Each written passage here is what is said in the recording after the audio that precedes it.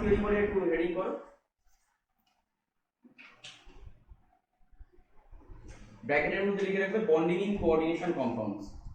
এই যে valence bond থিওরিটা এখন আমরা পড়ছি, আগের দিন তো আমরা অলরেডি দেখেছি ভ্যালেন্স বন্ড থিওরিটা।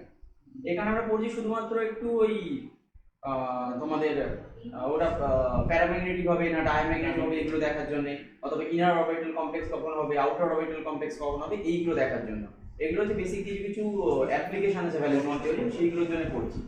এটা পার্টিকুলারলি তোমাদের সিলেবাসে কোর এরিয়াতে যে আছে আমি একদমই বলছি না, সেটা এরকম নেই। সাধারণত তোমাদের এই ইয়েতে এই কোশ্চেনগুলো খুব একটা বেশি পড়বে না, কিন্তু কম্পিটিটিভ এক্সামের এটা খুব ইম্পর্টেন্ট, কম্পিটিটিভ এক্সামের জন্য, তাই একটু জেনে রাখা ভালো। আচ্ছা, এখানে অ্যাজাম্পশন বলে লিখবে বন্ডিং ইন কোঅর্ডিনেশন কম্পাউন্ডস, ব্র্যাকেটের মধ্যে লিখে রাখবে বন্ডিং ইন কোঅর্ডিনেশন কম্পাউন্ডস, ব্র্যাকেটের মধ্যে লিখো।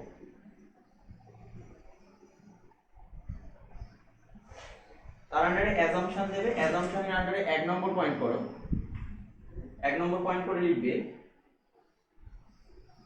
the central metal atom or ion, the central metal atom or ion makes available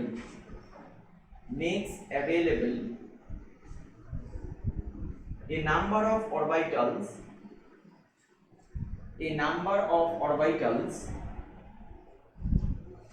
equal to the coordination number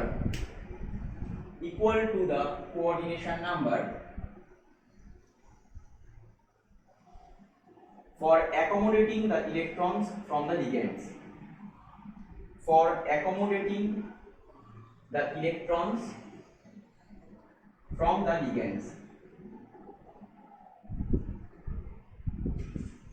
এটা 1 নম্বর পয়েন্ট হলো। এরপরে 2 নম্বর পয়েন্ট পড়বে from the ligands। 2 number point করে লিখবে the central metal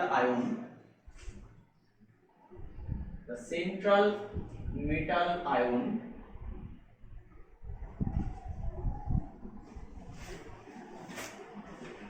uses hybrid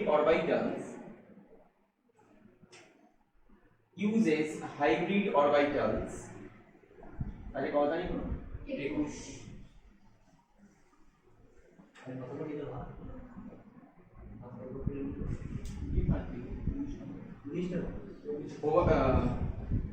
কত কি বলেন, uses hybrid orbitals involving s, p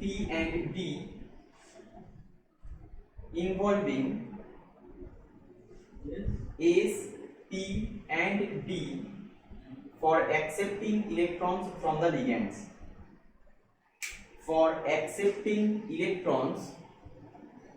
the ligands, full stop। এরপরে 3 নম্বর পয়েন্ট করো, 3 নম্বর পয়েন্টের আন্ডারে লিখবে, এগুলো যাই পড়ছি এটা কিন্তু পুরোটাই ভিভিটি ফর কোঅর্ডিনেশন কম্পাউন্ডস এর জন্য। আগের দিন যেটা পড়েছি সেটা সম্পূর্ণ আলাদা, এটা মানে পুরোটাই আলাদা ছিল, এটা শুধুমাত্র কোঅর্ডিনেশন কম্পাউন্ডস এর জন্য পড়ছি। 3 নম্বর পয়েন্ট লিখবে vacant hybrid orbitals of the metal atom or ion, vacant hybrid orbitals of the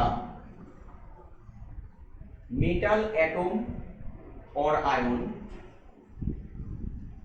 overlap with the field orbitals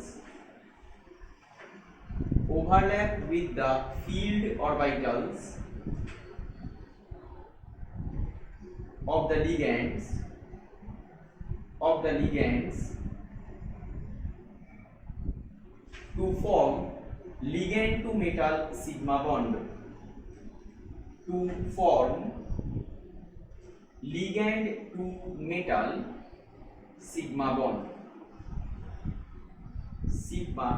full stop। Point লিখবে the d orbitals used in hybridization, the d orbitals used in hybridization may be outer nd মানে এরকম ভাবে লিখবে 4 নম্বর পয়েন্টটা nd মানে 3d 4d বা 5d এরকম বলা হয় outer nd or inner n minus d or inner n minus d orbitals, outer nd or inner n minus 1 d orbitals, inner n minus 1 d orbitals মানে এগুলো যখন আমরা অ্যাপ্লিকেশন করব তখন বুঝতে পারবে, এখন আমরা বুঝতে পারবে না, ঠিক আছে। মানে জিনিসটা হচ্ছে ব্যাকএন্ড যার মনে করো আউটার মোস্ট শেলটা আছে তার রেসপেক্টে এটা বলা হবে, যে মনে করো তার আউটার মোস্ট শেলটা যদি 3D থাকে, যদি 3D তেই ওটা নিয়ে রাখে তার জন্য কি নাম হবে, আর 3D থেকে না নিয়ে যদি পরেরটা মানে ওভারল্যাপ বলছি মানে তারপরে গিয়ে 4D তে গিয়ে বন্ডিং করে তাহলে কি রকম নাম নমিনক্লেচার হবে তার জন্য। এগুলো যখন অ্যাপ্লিকেশন করবো তখন ভালোভাবে বুঝতে পারবো, জাস্ট পয়েন্টগুলো লিখে রাখো, অ্যাপ্লিকেশনটাই পরে করা আছে। 5 নম্বর পয়েন্ট করো, 5 নম্বর পয়েন্ট লিখবে in addition to A sigma bond, in addition to a sigma bond comma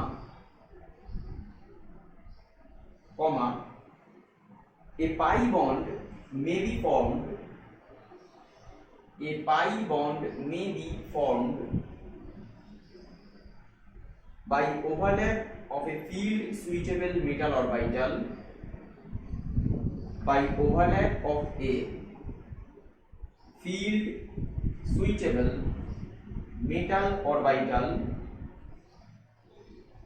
with a vacant d orbital, with a vacant d orbital, full stop.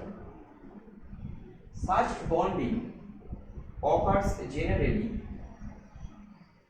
such bonding occurs generally in complexes where the metal ion is in a low oxidation state, is in a low oxidation state, is in a low oxidation state.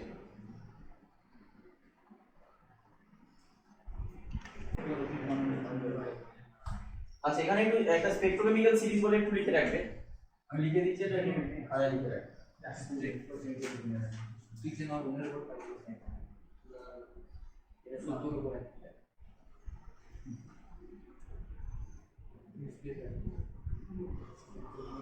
স্পেকট্রোকেমিক্যাল সিরিজটা mainly কি ধরনের লিগ্যান্ডের স্ট্রেংথের উপরে depend করে এটাকে করা হয়েছে, মানে week field আর strong field লিগ্যান্ডের উপর।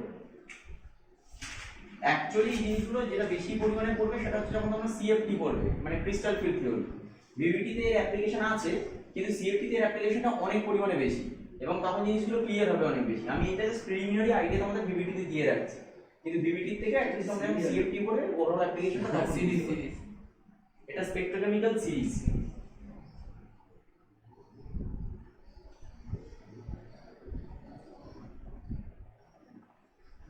আচ্ছা এটা উইক ফিল্ডের মধ্যে কার প্রায়োরিটি বেশি? হ্যাঁ মানে আমি লিখেছি উইক ফিল্ড, মানে বাঁ দিকটা হচ্ছে উইক ফিল্ড, বা যত আমরা ডান দিকে যাচ্ছি তত কি হচ্ছে স্ট্রেংথ বাড়ছে, ফিল্ডের স্ট্রেংথ বাড়ছে, মানে ডান দিকে গুলো ধীরে ধীরে স্ট্রং ফিল্ড হচ্ছে।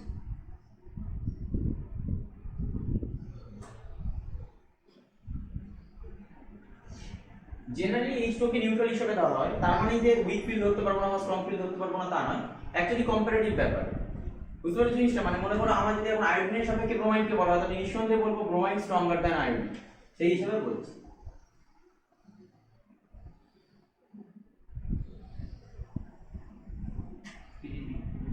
ডিডিটি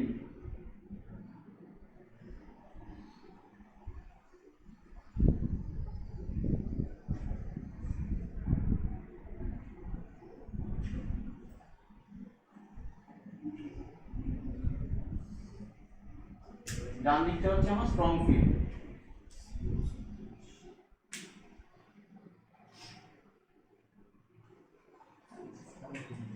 এটা হচ্ছে আমাদের এগুলো যেটা করছে এটা হচ্ছে অ্যাপ্লিকেশনে কাজে লাগবে। আর এর পরেরটা তো তোমরা জানো অলরেডি, তাও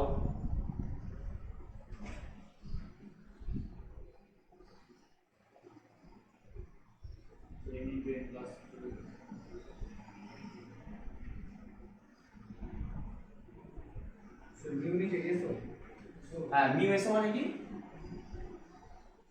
এটাও আমরা করেছি যে আমার যে ম্যাগনেটিক মোমেন্টটা আছে সেটা দু ধরনের ম্যাগনেটিক মোমেন্ট হয়। কেন? আমরা কি বলেছিলাম যে ইলেকট্রন অ্যাকচুয়ালি নিউক্লিয়াসের চারিদিকে ঘুরছে এবং নিচেও ঘুরছে, সেই জন্য দু রকম হয় ম্যাগনেটিক মোমেন্টটা। একটা কি হয়, একটা হচ্ছে স্পিন, মানে ইলেকট্রন নিজে যেহেতু স্পিন করছে তাই সেখান থেকে যেটা আসবে সেটা হচ্ছে স্পিন ম্যাগনেটিক মোমেন্ট। আর একটা হচ্ছে পার্টিকুলার কোনো একটা অরবিটালে ঘুরছে বলে সেটা হচ্ছে অরবিটাল ম্যাগনেটিক মোমেন্ট। কিন্তু এখানে আমরা যেটা ক্যালকুলেট করছি সেটা কি, spin orbital, spin only magnetic moment. তাই এখানে মিউ এর সাফিক্সে এস ও দেওয়া আছে, মানে হচ্ছে স্পিন অনলি। কারণ মানে কি, এর মধ্যে আমরা অরবিটাল ম্যাগনেটিক মোমেন্টকে ইনকর্পোরেট করি। শুধু যদি আমি স্পিন কনসিডার করি তাহলে এই ম্যাগনেটিক মোমেন্টটাই আমরা পাবো।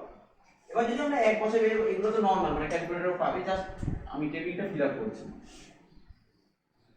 এই এর ইউনিট কি, Bohr magnet, Bohr magneton, magnet না ম্যাগনেটন।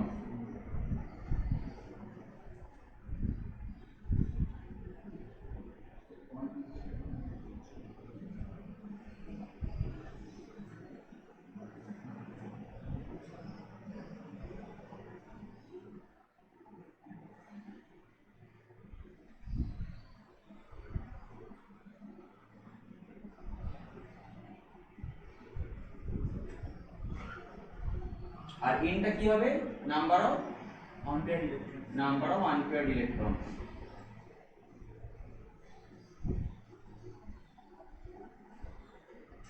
ডিএম হচ্ছে আমার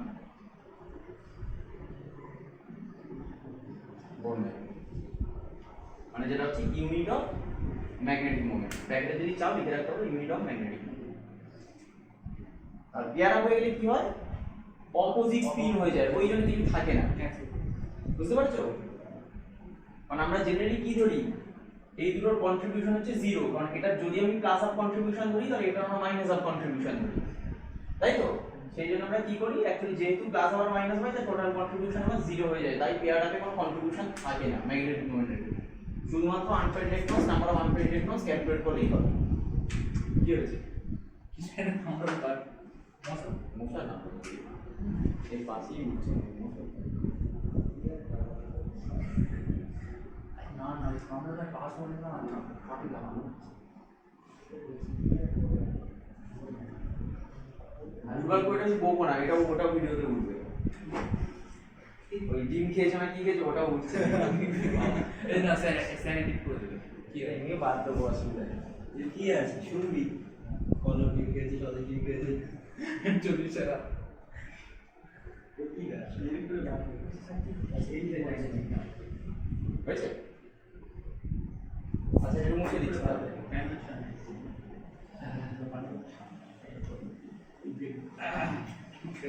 আচ্ছা এই জিনিসটা আমরা অলরেডি সিএফটি তে যখন পড়বো তোমাদের অনেক বেশি ক্লিয়ার হবে, কিন্তু ভিপিটি যখন পড়বো জিনিসটা মানে অত বেশি ক্লিয়ার হবে না। তাও আমি একটুখানি বলে রাখি কিছু কিছু জিনিস। একটা সেন্টেন্স দেখো, strong field ligands can pair up, strong field ligands can pair up the unpaired electrons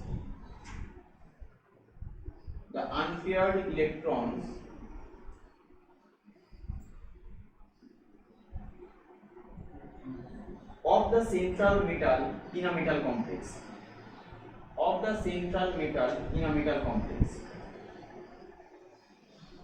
the central metal in a metal complex। ওটা যে 3 নম্বর পয়েন্ট করবে। এবার আমরা অ্যাপ্লিকেশনের দিকে যাব, সেটা হচ্ছে কোশ্চেন টাইপ অ্যাকচুয়ালি কি ধরনের হবে। দেখো কোশ্চেন টাইপ হচ্ছে একটা আমাদের শেপ বার করতে দিলে তার সাথে টাইপ বার করতে হবে। টাইপটা কি হয়, সেটা হচ্ছে ইনার অরবিটাল কমপ্লেক্স, মানে এখান থেকে আমরা যে কমপ্লেক্সটা পাবো আইদার ইনার অরবিটাল কমপ্লেক্স পাবো অথবা আমরা আউটার অরবিটাল কমপ্লেক্স পাবো। আর শেপ তো আমরা জানি যে কিভাবে বার করব, যে sp3d2 হচ্ছে অথবা মনে করো d2sp3 হচ্ছে, এই রকম ভাবে আমরা শেপ বার করছি। আর এখান থেকে আমরা যেটা পাবো শেপ থেকে, সেটা হচ্ছে ম্যাগনেটিক ডেটা পাবো, মানে সেটা প্যারাম্যাগনেটিক হবে না ডায়াম্যাগনেটিক হবে সেটা জানতে পারবো, বা নাম্বার অফ আনপ্রেড ইলেকট্রনস পাবো ওখান থেকে। আর তার সাথে আমরা স্পেকট্রোকেমিক্যাল সিরিজের হেল্পটা নেব, কারণ না হলে আমরা বার করতে পারবো না। স্পেকট্রোকেমিক্যাল সিরিজ ছাড়া এই জিনিসটা আমরা বার করতে পারবো না শেপটা, ঠিক আছে? তাহলে বেসিক্যালি আমার কোশ্চেনটা যেটা আছে সেটা হচ্ছে শেপ প্লাস টাইপ থেকে কোশ্চেন আসে, কি ধরনের শেপ হতে পারে সেখান থেকে সেই ধরনের প্রশ্ন আসে। আর সেই শেপ থেকে অ্যাকচুয়ালি আমরা করসপন্ডিং ম্যাগনেটিক মোমেন্ট বার করতে পারবো, অথবা প্যারাম্যাগনেটিক হবে না ডায়াম্যাগনেটিক হবে সেটাও বার করতে পারবো। যদি প্যারাম্যাগনেটিক হয় তাহলে তার করসপন্ডিং ম্যাগনেটিক মোমেন্ট বার করতে পারবো। আর টাইপটা কি, টাইপটা হচ্ছে মোস্টলি ইনার অরবিটাল কমপ্লেক্স হবে না আউটার অরবিটাল কমপ্লেক্স হবে, সেই টাইপটা আমরা বার করতে পারবো। এবার যেটা আমরা দেখো লাস্ট পয়েন্টটা চলে গেছি, কোনটা বলবো? টুলস এটা TWLS। হ্যাঁ, যেটা এবারে বলার সেটা হচ্ছে কি, আমরা দেখো লাস্ট পয়েন্টে যেটা লিখেছি যে স্ট্রং ফিল্ড যদি লিগ্যান্ড হয় তাহলে ওখানে দেখো কি বলা আছে, ইলেকট্রন গুলো পেয়ার আপ হয়ে যাবে। এই কথাটার জাস্টিফিকেশন কি আছে বা আমরা বুঝবো কিভাবে? কারণ ভিপিটিতে জিনিসটা এরকম ভাবে আমরা বুঝি না, মানে ভিপিটিতে এরকম বলা হয় যে ডি অরবিটালের যে স্প্লিটিং গুলো আছে সেই স্প্লিটিং এর গ্যাপটা বেড়ে যাবে, আর আমার যদি স্ট্রং ফিল্ড থাকে তাহলে আমার সঙ্গে সঙ্গে পেয়ার আপ হয়ে যাবে। কিন্তু এই জিনিসটা বোঝা যায় না, এটা অ্যাকচুয়ালি যদি তোমাকে ঠিকমতো বুঝতে হয় তাহলে অ্যাকচুয়ালি সিএফটি থেকে ভালোভাবে বোঝা যায়, মানে যদি সেরকম ভাবে বুঝতে পারে। অ্যাকচুয়ালি জিনিসটা কি হয়, যেটা বলা হয় সেটা হচ্ছে ডি অরবিটাল সবসময়ের জন্যই লিগ্যান্ডের প্রেজেন্সে স্প্লিটিং হয়। সেই স্প্লিটিংটা কি রকম? ডি অরবিটালে যখন স্প্লিটিং হয় নিচে তিনটে থাকে উপরে দুটো থাকে। এই যে স্প্লিটিং হয়, এই যে গ্যাপটা থাকে এটাকে আমরা ডেল্টা বলি জেনারেলি। এবার যদি সেটা অক্টাহেড্রাল স্প্লিটিং হয় তাহলে সেটাকে আমরা বলি ডেল্টা সাফিক্সে ও, যদি টেট্রাহেড্রাল স্প্লিটিং হয় সেটাকে আমরা বলবো ডেল্টা সাফিক্সে টি। কিন্তু টেট্রাহেড্রাল স্প্লিটিংটা এরকম দেখতে হয় না, টেট্রাহেড্রালের ক্ষেত্রে নিচে দুটো থাকবে উপরে তিনটে হয়। এখন এত কিছু জানার দরকার নেই, আমরা যখন সিএফটি বলবো ক্রিস্টাল ফিল করবো তখন জানবো। আমি শুধু বলতে চাইছি যে 3 নম্বর পয়েন্টের জাস্টিফিকেশনটা কিরকম ভাবে হচ্ছে, যে একটা স্ট্রং ফিল্ড যখন লিগ্যান্ড আসছে আমরা বলছি না যে ইলেকট্রনস গুলো পেয়ার আপ হচ্ছে কেন। এবার দেখো যদি একটা স্ট্রং ফিল্ড লিগ্যান্ড হয় তার মানে কি, ফিল্ডের স্ট্রেংথটা বেশি এবং ইন্টারঅ্যাকশন বেশি। যখন ইন্টারঅ্যাকশন বেশি হচ্ছে তাহলে কি হবে, এই গ্যাপটা বেশি হচ্ছে। তাহলে আমার একটা স্ট্রং ফিল্ড লিগ্যান্ডের প্রেজেন্সে এটা কি রকম দেখতে হবে, আর একটা উইক ফিল্ডের প্রেজেন্সে কি রকম দেখতে হবে। নিঃসন্দেহে এটা আমার হবে একটা স্ট্রং ফিল্ড, আমার এই জায়গাটা বেড়ে যাবে কারণ আমার ফিল্ডের স্ট্রেংথ যেহেতু বেশি তাই ইন্টারঅ্যাকশন বেশি। আর যদি আমার উইক ফিল্ড হয় তাহলে কি হবে, আরো ছোট হবে। এবার তুমি একটা জিনিস পাবো, আমার একটা প্রথম ইলেকট্রন, প্রথম একটা মানে আমার কাছে একটা ইলেকট্রন আছে, তাহলে সে কোথায় ঢোকার চেষ্টা করবে, যেটা এনার্জেটিক্যালি মোস্ট স্টেবল স্টেট সেখানে ঢোকার চেষ্টা করবে, তাহলে নিঃসন্দেহে সে এখানে যাবে।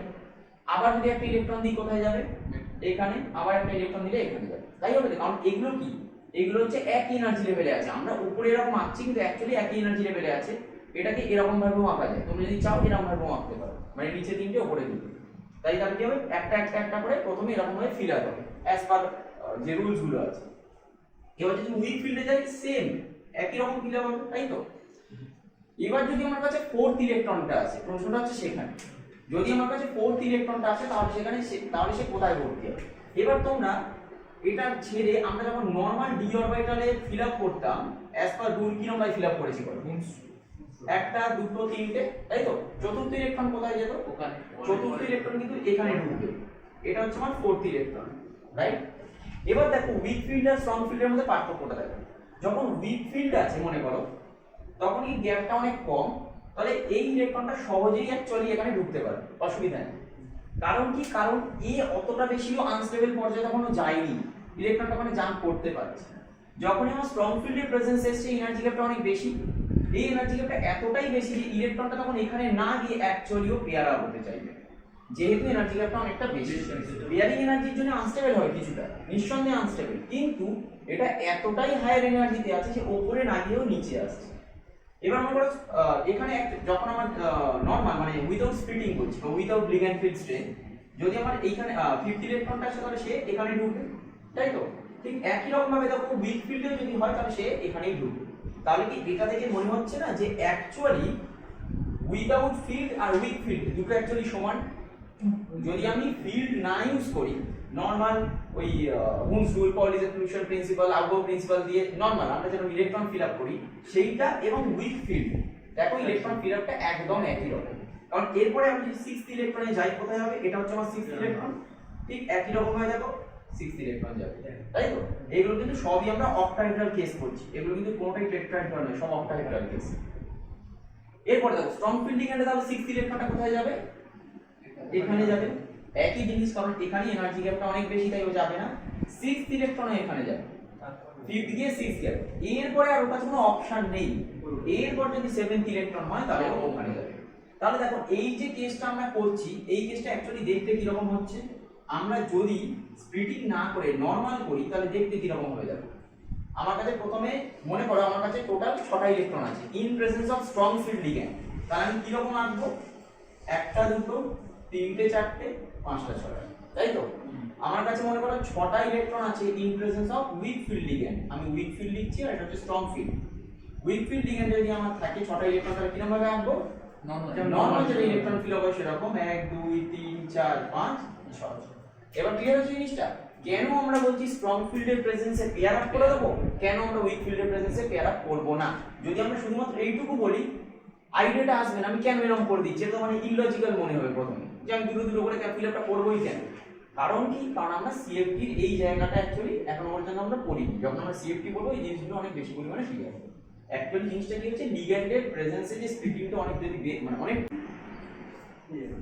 ঠিক আছে? তাহলে এই জিনিসটা অ্যাটলিস্ট এইটুকু বুঝতে পেরেছো তো, যে স্প্লিটিং মানে কেন পেয়ার আপ হচ্ছে, কখন পেয়ার আপ হচ্ছে, এইটুকু শুধু মনে রাখলেই হবে, ভিভিটিতে ওইটুকু বললেই যথেষ্ট। এবার একটা প্রশ্ন নেব। প্রশ্নটা হচ্ছে the magnetic moment of MnBr4 2- the magnetic moment of MnBr4 2- manganese is 5.9 Bohr magneton, is 5.9 Bohr magneton. Sir, the magnetic moment जब अपन The magnetic moment of MnBr4 2-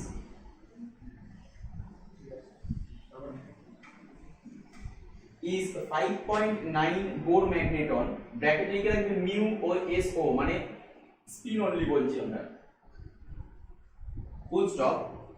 Is it a tetrahedral or a square planar complex? Is it a tetrahedral or a square planar complex? Question mark. মানে এখানে আমরা কি বার করতে দিয়েছে? Shape বার করতে দিয়েছে, টাইপটা বার করতে যায়নি, কিন্তু শেপটা বার করতে দিয়েছে। আর টাইপ মানে শেপ বার করা মানে তুমি টাইপটাও তো বুঝতে পারবে সেই আলটিমেট। এটা ট্রাই করো দেখি। আচ্ছা, আমরা প্রথমটা বলেছি কি MnBr4 2-, তাই তো? MnBr4 2-, তাহলে এখানে ফার্স্ট আমরা যেটা করব সেটা হচ্ছে ম্যাঙ্গানিজের অক্সিডেশন স্টেটটা বার করে নেব। প্রথম আমরা ম্যাঙ্গানিজের অক্সিডেশন স্টেটটা বার করব। এখানে ম্যাঙ্গানিজের অক্সিডেশন স্টেটটা কি বলো? Mn2+, তাই তো? কারণ 4টে Br- আছে, তাহলে আমাদের ম্যাঙ্গানিজের অক্সিডেশন স্টেট হচ্ছে Mn2+। তাহলে এবার আমরা যেটা দেখতে যাই সেটা হচ্ছে Mn2+ in MnBr4 2- complex। এটা কি? এটা কিন্তু আমরা করছি VBT ফর কোঅর্ডিনেশন কম্পাউন্ডস, ঠিক আছে? এটা কিন্তু আমরা VACPR না, এটা VBT করছি, মানে যেটা আমরা শিখলাম এখন। আচ্ছা, আমি একেবারে আনছি, যদি তোমরা চাও এখানে আরেকভাবে মানে নরমাল এটা লিখতে পারো চাইলে। ম্যাঙ্গানিজের আউটার মোস্ট কি আছে বলো? আউটার মোস্ট ইলেকট্রন বলো, বা ভ্যালেন্সিয়াল ইলেকট্রন কনফিগারেশন বলো। ম্যাঙ্গানিজের বলেছি, ম্যাঙ্গানিজ 2+ বলিনি। সিম্পল জিনিস আমি আরেকবার বলে দিই, একটুখানি বলে দিই আবার, যে জিনিসগুলো ভাববে কিরকম ভাবে। ম্যাঙ্গানিজের নাম্বার অফ ইলেকট্রনস কত? এটা সবাই মোটামুটি জানে, 25টা, তাই তো? এর আগে ইনার গ্যাস কনফিগারেশন কত? 18, তাই তো? 2 এর পরেই 2 10, তারপরেই তো 18। তাহলে 18 এর পর থেকে 18 অবধি আমার সব ফিল আপ থাকবে। তাহলে 18 এর পর থেকে 7টা এক্সট্রা, তাহলে 7টা যদি আমার এক্সট্রা কি হবে? 3d5 4sp। এটা হচ্ছে সহজে করার জন্য। মনে করো আমি আয়রন করছি, আয়রনের কত? 26। কটা এক্সট্রা? 8টা এক্সট্রা, তাহলে কনফিগারেশন কি হবে? 3d6 4sp। বুঝতে পারছো? এটা হচ্ছে সহজে বার করার জন্য, না হলে কি আমায় ওই পুরোপুরি 1s2 2s2 2p6 করে করে যেতে হবে। কিন্তু আমরা যদি ব্যালেন্সের বার করতে চাই একদম সিম্পল এরকম ভাবেই সহজে বার করতে পারবো। এবার আমরা যদি Mn2+ হয়, তাহলে Mn2+ মানে কি? Actually 3d5। তাহলে এইটুকু আমি বুঝতে পেরে গেছি। এবার আমি VBT অ্যাপ্লাই করছি। VBT আমি কোথায় মানে কি হিসেবে অ্যাপ্লাই করব? আমার লিগ্যান্ডটা কি রকম? আমার লিগ্যান্ডটা হচ্ছে ব্রোমাইন। তাহলে এটা কি হবে? এটা হচ্ছে আমার উইক ফিল্ড লিগ্যান্ড। তাহলে উইক ফিল্ড লিগ্যান্ড যদি হয় তাহলে এটা কি পেয়ার আপ হবে না হবে না? হবে না। এটা পেয়ার আপ হওয়া উচিত নয়। তাহলে আমার 5টা ইলেকট্রন ফিল আপ হবে কি রকম ভাবে? আমার 5টা ইলেকট্রন এরকম ভাবে ফিল আপ হওয়া উচিত। এবার দেখো আমার তো 3D বেরিয়ে গেল, তাহলে এর পরেরটা কি আছে নিঃসন্দেহে কি হবে? 3D তো ফিল আপ হয়ে গেছে, এর পরেরটা কি হবে? 4s হবে। তাহলে এর পর আছে আমার নিঃসন্দেহে এটা হচ্ছে 4s, এটা হচ্ছে আমার 4p, তারপরে কি হবে? 4d হবে, তাই তো? তাহলে এবার দেখো আমার এখানে ব্রোমাইড কটা? ব্রোমাইড আমার টোটাল 4খানা। এবার আমি কি করেছি, আমি অক্সিডেশন স্টেট ধরে পড়ছি, মানে একদিকে Mn2+ ধরেছি আর একটা হচ্ছে Br- ধরছি। তাহলে Br- যদি আমি ধরতে হয় তাহলে কি হবে? দুটো করে ইলেকট্রন ধরবো। তাহলে আমার দুটো করে যদি ইলেকট্রন হয় তাহলে আমি এখানে এরকম ভাবে লিখছি। ক্রসটা কেন লিখছি? যাতে ম্যাঙ্গানিজ আর ব্রোমাইড ইলেকট্রনটা আলাদা দেখানোর জন্য, তাছাড়া কিছু মানে নেই। মানে ওখানে আমি নরমাল ইলেকট্রনের মতোই দেখাতে পারি, কিন্তু ওটা দেখালে আমি বোঝাতে পারবো না যে কোনটা ব্রোমাইড ইলেকট্রন আর কোনটা ম্যাঙ্গানিজ ইলেকট্রন। তাই এখানে আমরা ম্যাঙ্গানিজ গুলো এরকম ভাবে দিয়েছি আর ব্রোমাইড গুলো আমরা ক্রস হিসেবে দিচ্ছি। তাহলে কটা যাবে আমার? টোটাল 4টে আসবে। এবার 4টে যদি টোটাল আসে, আচ্ছা একটু লিখে দিই। এটা হচ্ছে 3D ছিল, এটা হচ্ছে 4s, এটা হচ্ছে 4p, এটা হচ্ছে আমার তাহলে 4। তাহলে আমার টোটাল এই কটাই হচ্ছে বন্ডিং আসবে, তাই না? 4খানা ব্রোমাইড। তাহলে এখান থেকে আমি এরকম ভাবে দেখাতে পারি, চাইলে দেখাতে পারবো, এটা না দেখালেও হবে, অসুবিধা নেই, যে এগুলো সবই ব্রোমাইড থেকে আসছে। তাহলে এখান থেকে যেটা আমি পাবো হাইড্রাইজেশন কি পাবো এখান থেকে? sp3d, তাহলে আমার এটা আসবে টেট্রাহাইড্রাল। sp3 হচ্ছে হ্যাঁ s আর p3 টেট্রাহাইড্রাল হয়েছে। এবার হচ্ছে আমি ক্রস ভেরিফাই করে নিই যে আমার আদৌ করা ঠিক আছে কিনা। তাহলে ক্রস ভেরিফাই যদি আমার করতে হয় তাহলে আমি কি করব? এটা কি আছে n = কি 5, তাহলে n = যদি 5 হয় দেখো μs কি আসবে? √5 * 5 + 2 = তাহলে কি আসবে? 5.9। এবার আমার কোশ্চেনটা কি দিয়েছিল? এটা হচ্ছে আমি কি বললাম, এটা হচ্ছে ইন জেনারেল তোমাদের বোঝালাম জিনিসটা। এবার হচ্ছে কোশ্চেনটা যেরকম ভাবে আমাকে দিয়েছে আমাকে কিন্তু ভাবতে হবে ওরকম ভাবে। আমি নিজের মতো করে জানি বলে যেটা করে দেবো তা না, আমার কোশ্চেন যেরকম ভাবে দিয়েছে আমি সেরকম ভাবে জিনিসটাকে করে আসতে হবে। এটা আমি তোমাদের ইন জেনারেল বলছিলাম যে জিনিসটা কিরকম হয়, যেহেতু পরের কোশ্চেনগুলো তোমাদের করতে হবে। এটা কোশ্চেন আমাকে কি দিয়েছে? ম্যাগনেটিক মোমেন্ট ম্যাগনেটিক মোমেন্টটা বলে দিয়েছে। তাহলে আমার ফার্স্ট আমার অ্যাজ পার কোশ্চেন আমি এবার বলি, অ্যাজ পার কোশ্চেন আমার কি করা উচিত বলো? আমার অ্যাজ পার কোশ্চেন প্রথমে কি দিয়েছে? ম্যাগনেটিক মোমেন্ট ম্যাগনেটিক মোমেন্ট বলে দিয়েছে, সেটা হচ্ছে μSO, সেটা হচ্ছে 5.9 বোর ম্যাগনেটন, এটা বলে দিয়েছে। এখান থেকে জিজ্ঞাসা করেছে সেটা টেট্রাহাইড্রাল হবে না অক্টাহাইড্রাল হবে, তাই না? তাহলে এটাতে নিয়েছে মানে নিঃসন্দেহে এটাকে তো ইউজ করতে বলেছে, নাম দেওয়ার কোনো প্রয়োজনই ছিল না। কারণ আমাকে যদি শুধু বলে MnBr2- টেট্রাহাইড্রাল হবে না অক্টাহাইড্রাল হবে, তাহলে আমি এটাকে ছাড়াও আমি এটাকে বার করে দিতে পারি। তাহলে সেটাকে কি বলা হবে? আমি নিজে জানি আমি বার করছি, কিন্তু এটাকে আমি অ্যাপ্লাই করছি না। তাহলে এটাকে আমি অ্যাপ্লাই যেহেতু করতে বলেছি, আমার কিরকম ভাবে করা উচিত? μSO আছে, তাহলে μSO মানেই হচ্ছে √n * n+2 হচ্ছে 5.9, সেখান থেকে আমি পাবো n = 5। তাহলে এবারে কি করব? এবারে মানে আমাদের এরকম ভাবে কোশ্চেনটাকে অ্যাটেন্ড করতে হবে যে আমরা অ্যাকচুয়ালি জানি না ব্রোমাইড স্ট্রং ফিল্ড না উইক ফিল্ড, আমরা অ্যাকচুয়ালি জানি না, এরকম ভাবে আমি ধরতে হবে। তাহলে আমি কি করব? তখন Mn2+ এর 3D টাকে আমরা 5টা ফিল আপ করব, না হলে হবেই না 5। তার মানে ব্রোমাইড এখানে আমার ফিল আপ হচ্ছে সেই অনুযায়ী sp3 আসছে। মানে এখানে কি যেহেতু এটা বলে দিচ্ছে, তাহলে আমাকে এমন ভাবে কোশ্চেনটা অ্যাটেন্ড করতে হবে যে আমরা ব্রোমাইড যে উইক ফিল্ড এটা আমরা আগে থেকে লিখবো না। যদি আমি ব্রোমাইডটাকে উইক ফিল্ড লিখে দিই তাহলে কিন্তু অ্যাকচুয়ালি কোশ্চেনে যে ম্যাগনেটিক মোমেন্টটা বলে দিয়েছে সেটার কোনো প্রয়োজনীয়তাই নেই। ব্রোমাইড যদি উইক ফিল্ড ধরেই নিই তাহলে আমি নিজেই বার করতে পারবো। এটা বার করে তারপরে হ্যাঁ, আগে মানে অ্যাজ পার কোশ্চেন কি করা উচিত? তাহলে μs যদি বলেছে তাহলে আমি এখান থেকে কি বার করব? নাম্বার অফ আনপেইড ইলেকট্রনস বার করব। নাম্বার অফ আনপেইড ইলেকট্রন যেহেতু 5, তাহলে আমি সিম্পল 3D তেই 5টা বসাবো।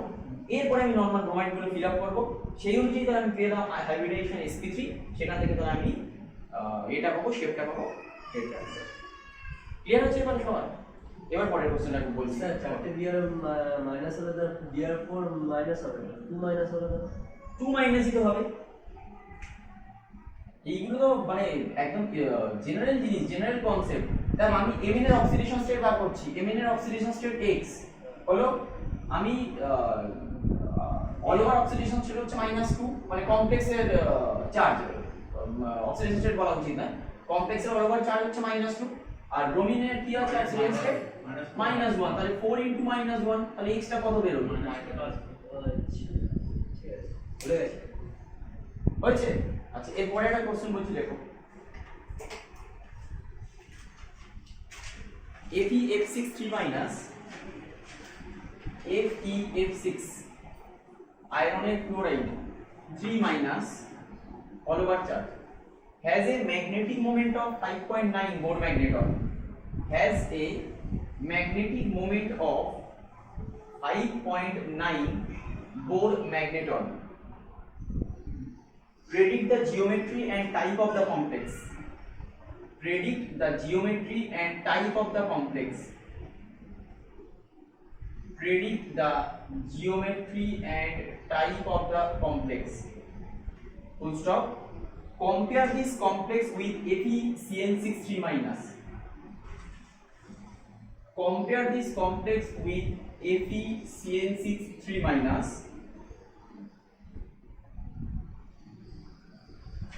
যার ব্র্যাকেটে লিখে দাও স্পিন অনলি ম্যাগনেটিক মোমেন্টটা দেওয়া আছে, মানে মিউ এস ওটা দেওয়া আছে 1.7 বোর ম্যাগনেটন।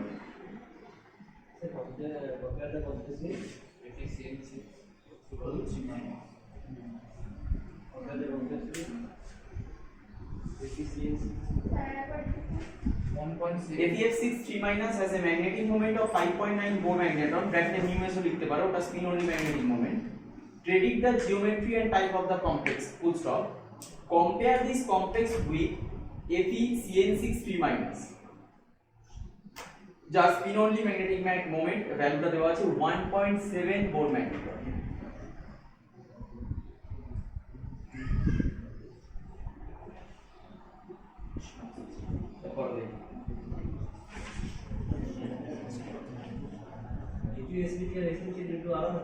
হ্যাঁ, ওটা আলাদা অপারেটর কোনটা সেটা ইনার অপারেটর। একটা আউটার অরবিটাল একটা ইনার অরবিটাল বলে দিচ্ছি। আচ্ছা দেখো, এবার আমরা সলভ করি। তাহলে প্রথমে আমি কি বলেছে দেখো, প্রথমে এটার সাথে আমার ম্যাগনেটিক মোমেন্ট বলে দিয়েছে এবং আমার জিওমেট্রিক টাইপ বার করতে বলেছে। তাহলে কি আমার দরকার নেই যে মাইনাস উইক ফিল্ড না স্ট্রং ফিল্ড, আমার অত বোঝার দরকার নেই। কারণ কেন? আর আমার নাম্বার অফ আনপ্রেডিক্টেড রিকোয়েস্ট আমি ওখান থেকে বার করতে বলেছে অ্যাকচুয়ালি। তাহলে এখান থেকে আমরা যেটা পাবো ক্যালকুলেশন করে সেটা হচ্ছে a = 5, এটা আমরা অলরেডি পেয়ে যাবো, তাই তো? তাহলে নাম্বার অফ আনপ্রেডিক্টেড রিকোয়েস্ট হচ্ছে n = 5। এবারে আমার FeF6 3 মাইনাস এর আয়রনের অক্সিডেশন স্টেট কত? 3+। এটা 3+। তাহলে আমার ভ্যালেন্সের ইলেকট্রনিক কনফিগারেশন কত আসবে? 3d5 আসবে। তাহলে ভ্যালেন্সের ইলেকট্রনিক কনফিগারেশন হচ্ছে 3d5। এবার আমরা লিখছি যে Fe3+ in FeF6 3 মাইনাস। তাহলে সেখানে কি আসবে? আমি 3d লিখলাম। এবার আমার নাম্বার অফ আনপেয়ার্ড ইলেকট্রনস কটা বেরিয়েছে? 5টা বেরিয়েছে। তাহলে আমার নিঃসন্দেহে আমি 5টা আনপেয়ার্ড করে দিলাম, হয়ে গেল। এরপর কি আসবে? আমার 4s আসবে, আর কি আসবে? 4p আসবে, আর কি আসবে? 4d আসবে।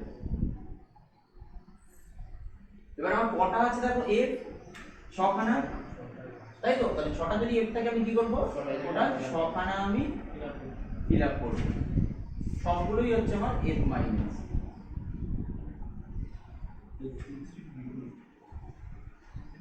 হলো? এবার কি আসছে এখান থেকে? এটা sp3d2। sp3d2 যদি আসে আমি জিওমেট্রি বার করতে দিয়েছি, কি হবে? অক্টাহেড্রালি হবে এটা। এবারে এটা আরেকটা জিনিস বার করতে দিয়েছি, সেটা হচ্ছে টাইপ। এবার টাইপটা আমি পরে বলছি, কারণ এর সাথে কম্পেয়ার না করলে টাইপটা বুঝতে পারবে না, ওই জন্য টাইপ আমি পরে লিখছি। Fe3+ বলে আর কিছু লিখছি না, কেন? কারণ আমার একই জিনিস এই Fe3+ই আসবে, Fe3+ in FeCN6 3 মাইনাস লিখছি একেবারে।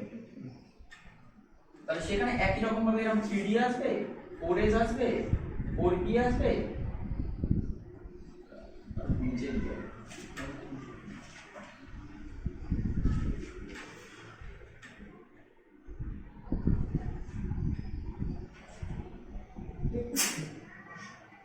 আমার আসবে 3d, আমি 4s আনলাম, এটা 4p, আর একটা হচ্ছে 4d।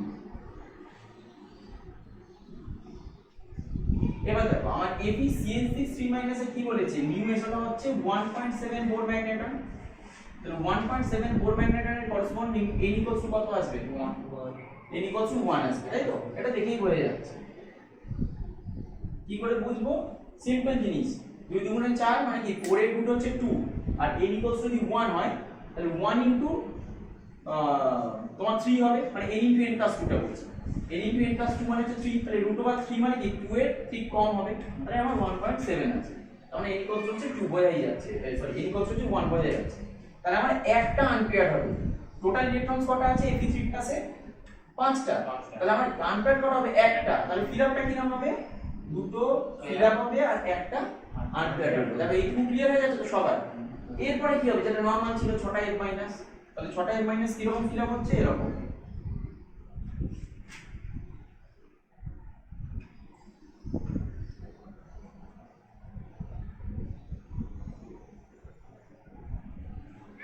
তাহলে এর করসপন্ডিং হাইব্রিডেশন কি আসবে?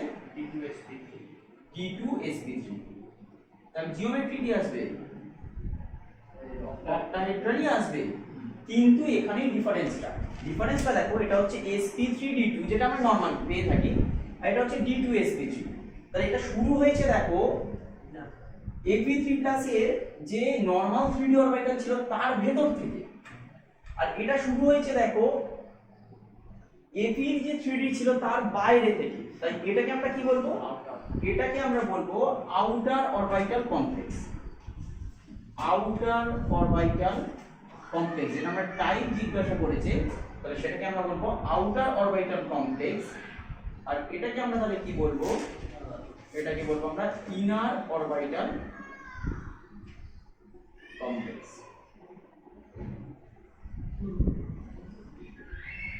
ক্লিয়ার হয়েছে? কোনটা? ও ওটা f মাইনাস লিখে ফেলেছি না, এটা একটু ভুল হয়ে গেছে লেখাটা। এটা CL মাইনাস। হ্যাঁ, এটা আমি f মাইনাস একটাকে করছিলাম, বলে f মাইনাস লেখা হয়ে গেছে। এগুলো সবই cn মাইনাস হবে। কোনটা?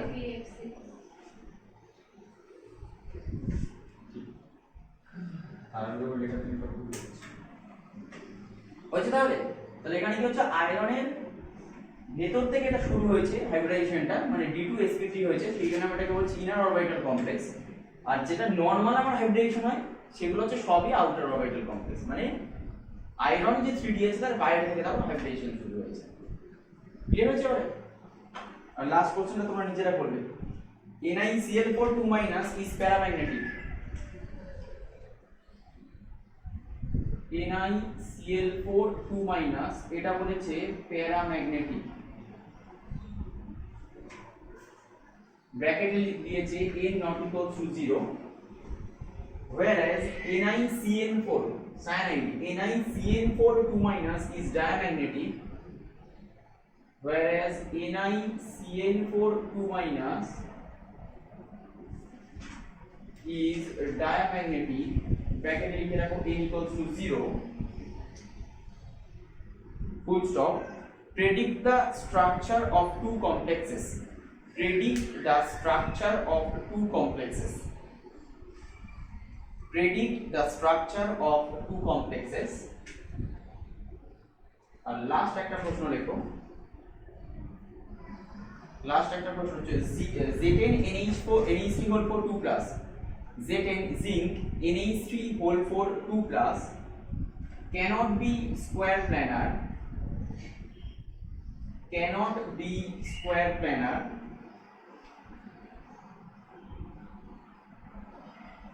in shape, justify, in shape full stop দিয়ে justify।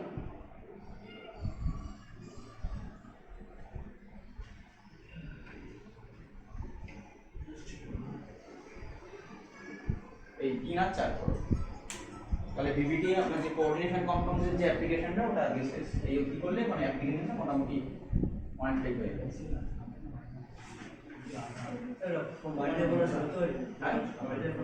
না কল রাখুন স্যার মাইন্ডে ফোন আসছে তো আরে মানে যে কল আছে কল ও স্যার এই দিকে হবে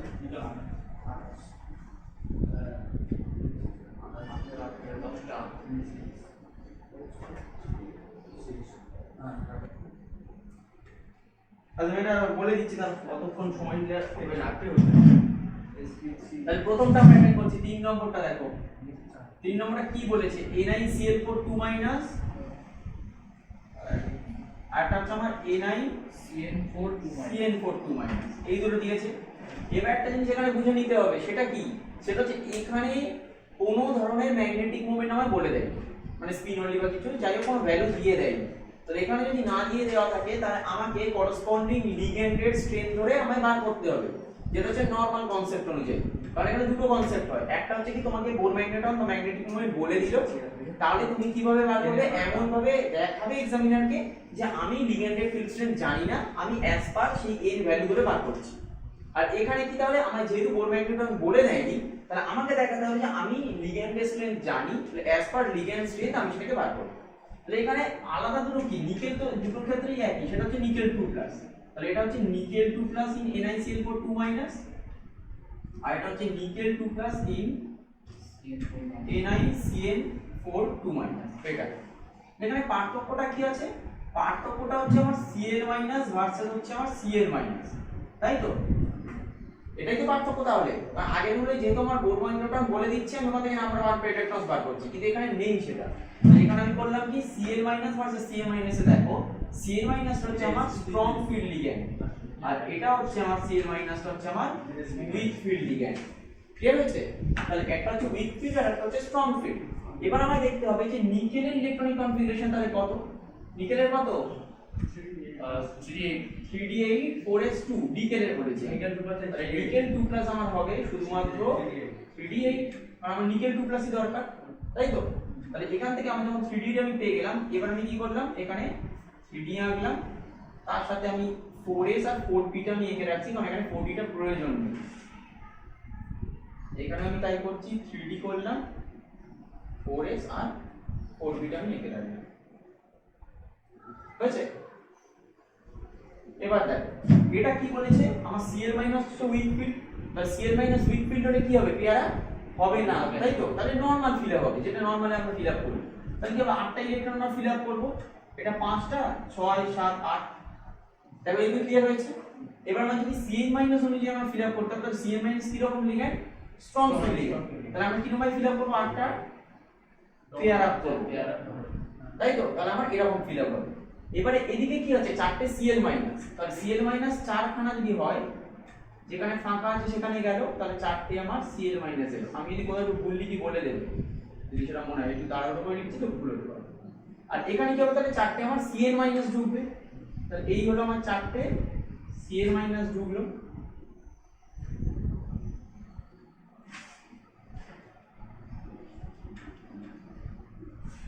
ক্লিয়ার হয়েছে? তাহলে এর করসপন্ডিং আমি যদি আমার হাইব্রিডেশন বার করি, তাহলে সেটা কি হবে, sp3, আর এর করসপন্ডিং যদি আমার হাইব্রিডেশন বার করি, তাহলে আমার কি হবে, dsp2, তাই তো? তাহলে sp3 মানে কি, টেট্রাহেড্রাল, আর dsp2 মানে কি, এটা হচ্ছে স্কয়ার হেড্রাল, কারণ দুটোই তো 4টে, স্কয়ার হেড্রাল মানেও 4টে, আর এ টেট্রাহেড্রাল মানেও 4টে, কিন্তু হাইব্রিডাইজেশনটা ডিফারেন্ট, এর ক্ষেত্রে হবে sp3 আর এর ক্ষেত্রে হবে তাহলে আমার dsp2। ক্লিয়ার হয়েছে? এবার দেখো আমার ওর সাথে মিলছে কিনা, মানে একটার ক্ষেত্রে কি বলেছিল, n not equals to 0, আর একটা n equals to 0, দেখো মিলেছে কিনা, এর n not equals to 0 আছে, কারণ কি total number of unpaid electrons আমার 2 আছে, আর এই কি আছে, n equals to 0, কারণ এখানে কোনো আনপেইড ইলেকট্রনস নেই। ক্লিয়ার হচ্ছে? এবার লাস্টের প্রশ্নটা করো দেখি তোমরা, স্যার মানে জিঙ্ক হয়েছে? স্যার ঠিক আছে, লাস্ট প্রশ্নটা sp3 আসবে, কিন্তু যারা করোনি এখন একটু লিখে রাখো, লাস্টের প্রশ্নটা যেটা আসবে সেটা হচ্ছে sp3 আসবে, dsp2 আসবে না, কারণ dsp2 যদি হতো তাহলে সেটা স্কয়ার টানার হতো, dsp2 আসবে না, সেটা sp3 আসবে। তাহলে মুছে দিলাম আমি এটা, এই কোশ্চেনটা মুছছি, যেটা হয়ে গেছে তো সবার দেখে নিন যে লাস্টটা দেখাবো, লাস্টটা নিজেরা করো, একদমই সোজা আছে, কিছু নেই ওটা, বলেই তো দিচ্ছি sp3 হবে।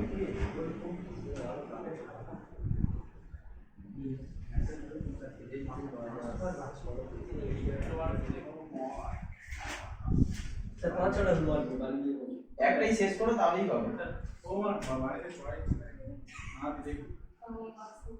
এই লিংক খেয়েছিস সেটা তো বেশি ভালো হয়। এই বেকার করবো না, লেবো এটা Livo strongly diamagnetic, sorry strongly paramagnetic. Strongly paramagnetic এটা কোনো ব্যতিক্রম নয় কেমিস্ট্রি বা বর্ষানে আগেরগুলো কি কম কঠিন ছিল? এই আমার পেটে যে ফাড়ার যা লেগে